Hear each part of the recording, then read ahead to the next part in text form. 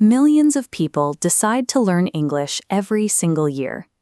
Within a few short months, the vast majority of them abandon the project completely. When this happens, it is common to blame a lack of natural talent, or assume your brain simply isn't wired to memorize vocabulary. This graph plots motivation against time. Most journeys begin with a surge of enthusiasm, followed by a steep drop-off. That crash point is where learning becomes difficult. Excitement fades, complexity increases, and this valley is where most students quit. High failure rates are rarely caused by the difficulty of English itself. Instead, they stem from the psychological architecture we use to approach the language. We naturally treat acquiring a new language as a short-term sprint, rushing to reach the finish line as quickly as possible.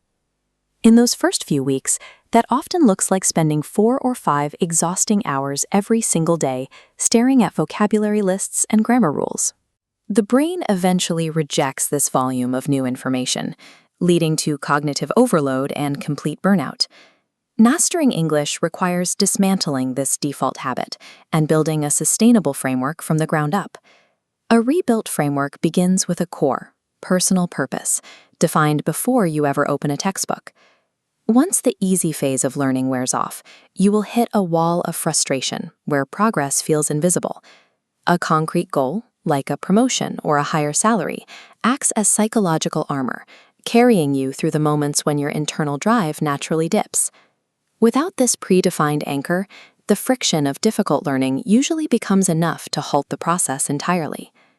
Replacing the sprint mentality means adopting the steady, measured pace of a marathon. Biology makes it impossible to sustain high-intensity cramming for a goal that takes years to achieve. This chart shows that consistency threshold, the zone of daily effort that maintains progress without triggering neurological fatigue. Operating inside this threshold allows the brain to process and store information effectively, turning daily repetition into long-term memory.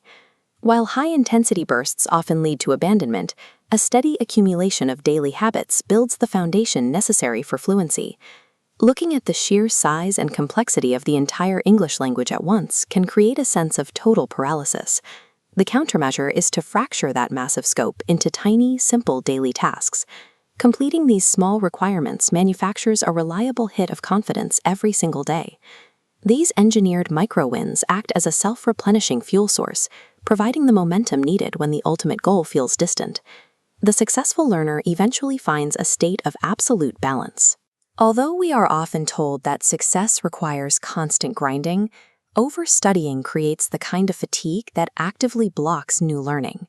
Keeping daily learning simple and enjoyable creates an exponential compounding effect. This patient accumulation eventually yields fluency results that often exceed a learner's original expectations. Mastery occurs when a fierce personal purpose meets the steady power of small, balanced daily habits.